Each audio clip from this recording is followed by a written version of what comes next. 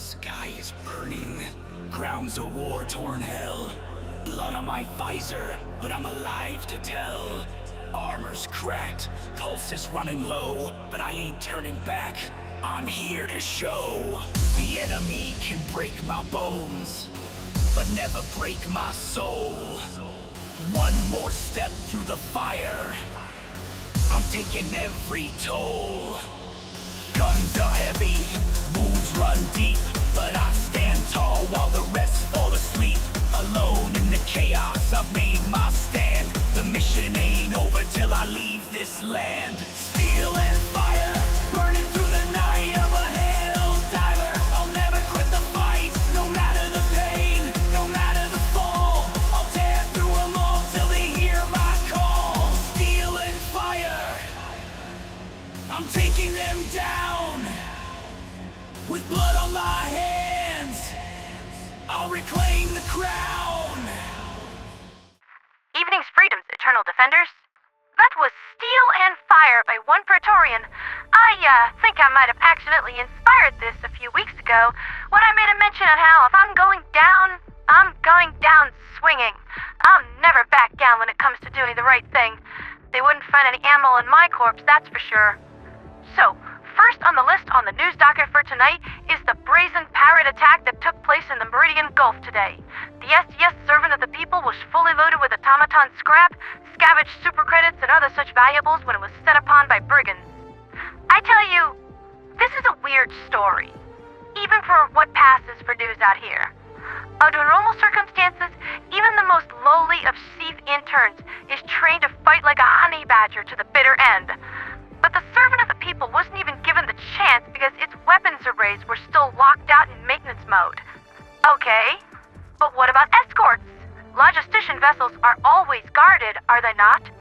The servant was assigned 2 super destroyers and a super cruiser capable of blapping even an automaton supercarrier out of the stars and not even mess up their guttery chief's hair while doing it. However, those escorts were called away to aid in the defense of Estanu and Crimsica. So, this freighter, totally loaded with valuable goods, was left alone, blinded from gloom spores adhering to its sensor arrays, and completely unable to defend itself. They never stood a chance. In light of those odds, the crew surrendered without a fight and were dumped off in escape pods. The silver lining of this is that no lives were lost in this attack. The pirates just wanted the cash and the stuff, not blood. Great, at least they weren't total unhinged maniacs. The pirates and the stolen servant jumped off to Liberty only knows where, and they're pretty much in the wind at this point.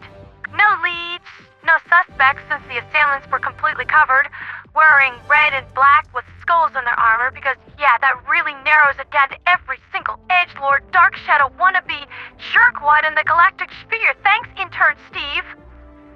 So, here's a question, dear viewers. How many ways does this need to scream set up to you? I tell you what, the Ministry is miffed over this. They're not gonna let this go. There's already been some arrests made and some loyalties questioned. The worst part is if I didn't need to jump off to Estanu to help with the defense, I would have been in the neighborhood to respond to the SOS and give Space Jack Sparrow over here what he deserves, a closed casket funeral. Yeah, everybody's gangsta until the angel pulls up alongside you, points a 380 at your bridge, and says, "Surrender, or I will fluffing kill you." You don't get to attack our people and steal our stuff. That's not how this works.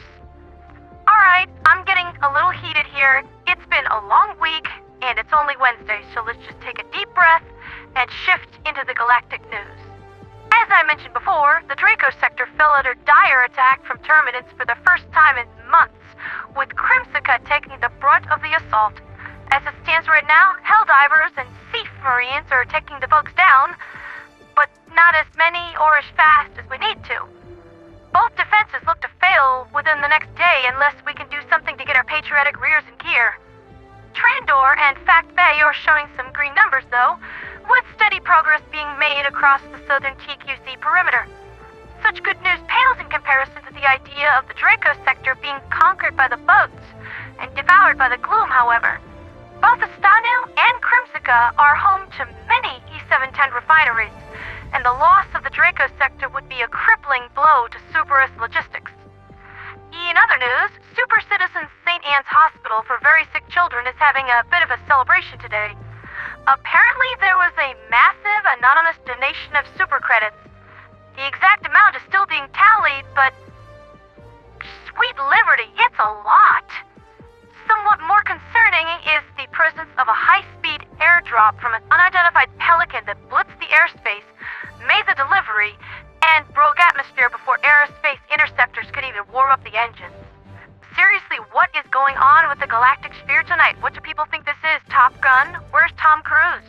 The Pelican dropped prefabricated bed frames and bedding material for the hospital, finally rectifying the increasingly dire conditions within its halls.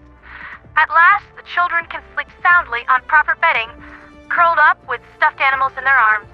But the weirdest part of everything that I mentioned tonight is that the children wrote a letter thanking me for all of this. I really don't have the heart to tell them that I wasn't actually involved with any of this. I sent all of my donation material off to the Ministries of Prosperity and Truth, just as ordered. I'm confused. Or maybe they're confused. Somebody certainly is around here. There's also a mention here that the children were thanking unlisted third-party entities for their uncontributions, but the Ministry of Truth censors got to this before I did. The sheet of paper here, it's so censored it more resembles a barcode than anything legible. Yeah, hey, Ministry, I know you're just trying to do your job out there, but how about you leave me alone and let me do mine? Well, sometimes you just don't get the answers you want out of life. Some stuff just remains a mystery. As much as I'd like to tell you more, dear viewers, that's really all I got for tonight. So, yeah, that's been Liberty's Latest with me, Pondera the Radio Angel. I'll be aiding with the defense of the Draco Sector tonight and tomorrow to try to blunt this bug assault because at least that I can wrap my blonde brain around. Bugs don't confuse you. They're just angry and hungry and want to claw at you until you die. And they really just need to be shot in the face. Now that's a simple concept I can get behind. For liberty, for freedom, for democracy, and for Super Earth.